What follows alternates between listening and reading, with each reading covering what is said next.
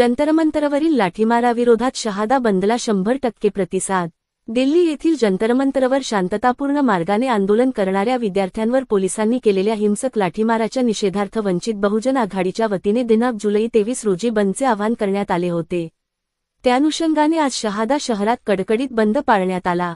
या बंदला व्यापाऱ्यांनी उत्स्फूर्त पाठिंबा दिल्याने शहरात 100% बंद पाहावयास मिळाला।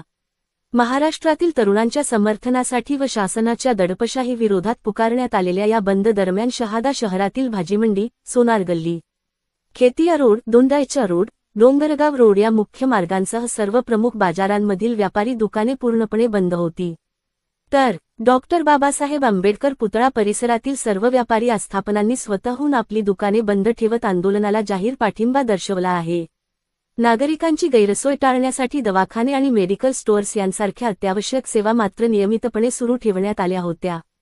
दिल्लीतील जंतरमंतरवर शिक्षणतज्ज्ञ सोनम वांगचुक यांच्यासह हजारो विद्यार्थी नीट पेपरफुटी प्रकरणी केंद्रीय शिक्षण मंत्र्यांच्या राजीनाम्याची मागणी करत आंदोलन करत आहेत। या आंदोलनादरम्यान पोलिसांनी केलेल्या हिंसक हल्ल्यात विद्यार्थ्यांचा मृत्यू झाल्याचा गंभीर आरोप निवेदनात करण्यात आला आहे। या दडपशाहीचा तीव्र शब्दात निषेध नोंदवत वंचित बहुजन आघाडीच्या वतीने उपविभागीय अधिकारी दीपक गिरासे यांना राष्ट्रपतींच्या नावे असलेले निवेदन सादर करण्यात आले। जोपर्यंत तरुणांना आणि विद्यार्थ्यांना न्याय मिळत नाही तोपर्यंत लढा सुरूच राहील, असा इशारा यावेळी कार्यकर्त्यांनी दिला। बंदच्या काळात शहरात कोणतीही अनुचित घटना घडू नये व कायदा सुव्यवस्था अबाधित राहावी यासाठी शहादा पोलीस ठाण्याचे पोलीस निरीक्षक हेमंतकुमार पाटील यांच्या मार्गदर्शनाखाली शहरात ठिकठिकाणी कडक पोलीस बंदोबस्त तैनात करण्यात आला होता। जय भीम जय भारत।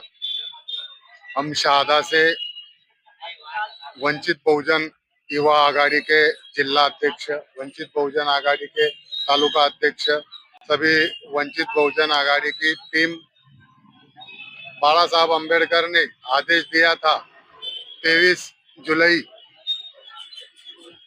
पूरा महाराष्ट्र बंद रखने का दिया था।